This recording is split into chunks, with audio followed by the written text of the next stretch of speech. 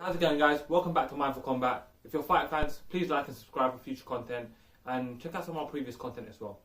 So, guys, as we know, last night was a big night for UFC. They capped off the year with a major historic card, which was capped off in the main event. There was 2 title fights, Amanda Nunes and Cyborg in a super fight, the first ever women's super fight in the UFC. And then you had the rematch between Gus and Jones. So before I start talking about that, I just want to quickly ask for some feedback. Guys, so I've done a live commentary for the last 2 fights, last night's card, and then prior to that was the Dylan White-Derek Chisora fight. I've done a live commentary on. So guys, let me know what you guys think of the live commentary, if this is something you want me to keep going. Obviously right now I'm just starting off my channel. I haven't even hit 100 subscribers yet, so all the feedback I can get is very important to me, so I can implement it and I can improve going forward. And let me know what you guys think of the commentary itself as well. I think a lot of times what a lot of people are expecting is that I'm going to be showing the fight. I don't know why, because even last night I even called it commentary. So guys, if you want me to continue with commentary, I enjoy doing it. I really enjoy doing it. So I would be happy to continue doing it. But if you guys want me to continue doing it, please let me know in the comments. And let me know what you think I can do to make it better. Last night I had, one of the comments was that I was very stoic in my commentary, but you know, I was just tired, man. So the fights here in the UK, for us UK fans, we was watching it at like 6 a.m. in the morning. So by the time I was doing the commentary, I'd already been up for 24 hours because Saturday daytime I was working, so I had a long ass day. So, but yeah, man, I enjoyed doing it. So let me know what you guys think. So let's get to the card. So last night's card, where do I start? It was full of a lot of heartbreaks for me.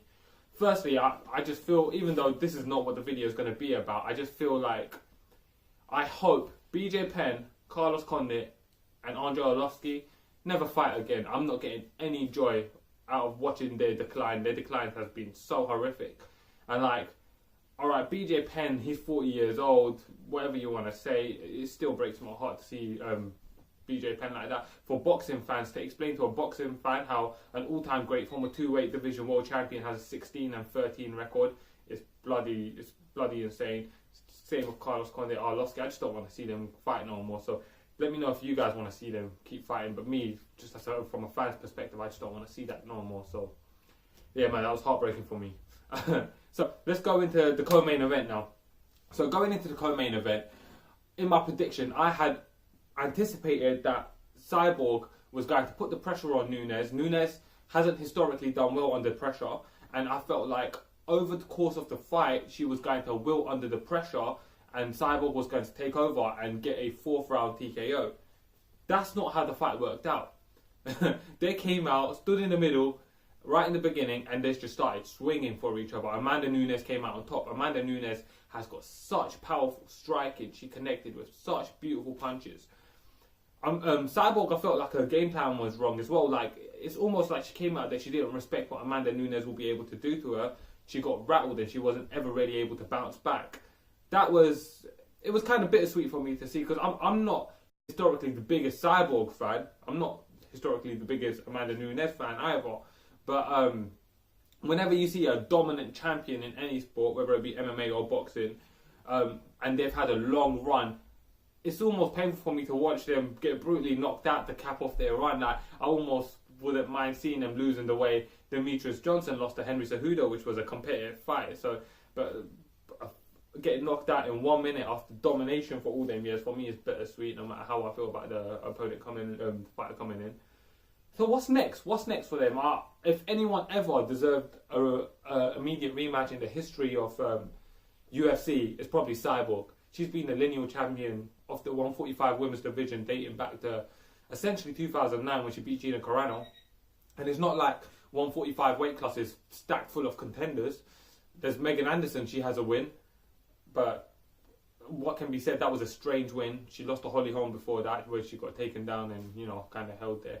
And so I think the next logical conclusion for both of them is each other in a rematch, because at 135 there's not really a top contender either for Amanda Nunes. Like, Jermaine Duranami is ranked number 1 by the UFC last I checked, and I don't think UFC is going to be eager to push Jermaine into a title fight of any kind. So I think the next logical conclusion for both of them is each other again in a rematch. I'm hoping Cyborg comes out with a more calculated game plan this time and gives a better showing and gives a better representation of her skill set to some of the newer fans.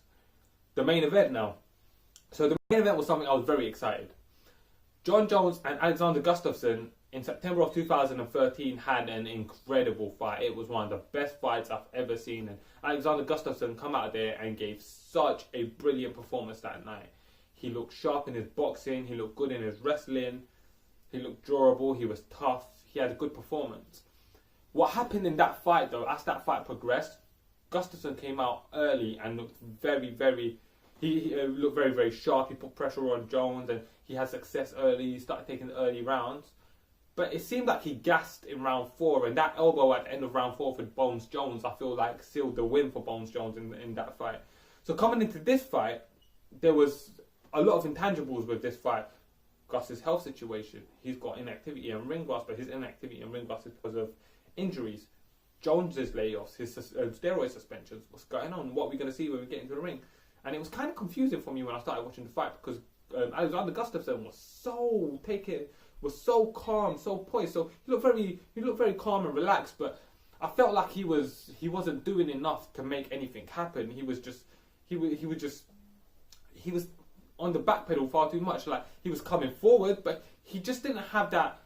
He just didn't have that push about him to strike, to throw hands on Jones. Like, make it a gritty, gnarly fight. Make Jones have to box with him, connect on Jones. Jones, for his part, came out. He was calm. He looked like he had a bit of ring rust. He came out looking for takedowns straight away. Gus was able to thwart the takedowns, but then he was throwing kicks at Gus, throwing leg kicks, body kicks, leg kicks, body kicks. At the end of 2 fairly uneventful rounds, I was enjoying the fight because I was seeing it as like being a chess match, and I enjoy those kind of fights. Bones Jones comes out in round number 3, takes Gus down. Gus can't do nothing, and he just put the smush on him. He just started. He progressed from guard to side control. Then he was all about to go into mount. Gus gave him his back. Bones started connecting with some powerful left hands, and then he got the finish. It was an impressive comeback for Bones because it kind of cements that he's still here. Whatever you want to say about his steroid suspensions and everything that has happened in terms of the controversy with Bones Jones, he's still here. What's next for Bones Jones? Now, I'm not excited to see him fight Corey Anderson. I've seen Corey Anderson get knocked out by Glover Teixeira. Not Glover Teixeira. Jimmy Manuwa, and he's won 3 decisions. I'm just not impressed by Corey Anderson. Fair enough, his win over Ilir Latifi was a good win last night, but I don't feel like it was the kind of performance that gives me any kind of hope that he can give Jones a challenge. Anthony Smith, for all his recent success, he took out Rashad Evans on a 4-fight losing streak coming into the fight, and he knocked out Rashad Evans. Then he took out Shogun Rua, who's been historically chinny, especially over the recent years, and he hadn't fought in over a year. And then he beat Volkan, who got kind of exposed by Daniel Cormier. So although those are good wins, and like, he deserves his ranking, if he's to get his title shot, he deserves his title shot. And I'm a big Anthony Smith fan. I haven't seen anything in him that I felt like, oh yeah, wow, he's going to give Jones a huge challenge. There's some other fights to play out. Personally, I would like to see Bones make the trip to heavyweight. Him and Cormier can settle their beef before Cormier retires. I'm not really interested in seeing Cormier versus Lesnar. Cormier has a problem with Jones' steroids. Why would you be fighting Lesnar? That's contradictory. That don't make no sense to me. So hopefully they can settle the beef. In the meantime, someone like Anthony Smith can fight the winner of Jan Blachowicz and Marco Polo and Dominic Reyes, and that will set up a solid contender for Bones. So guys, let me know what you guys think in the comment section. Please like and subscribe to my channel, and thanks for tuning in. Man for Combat, guys. Thank you.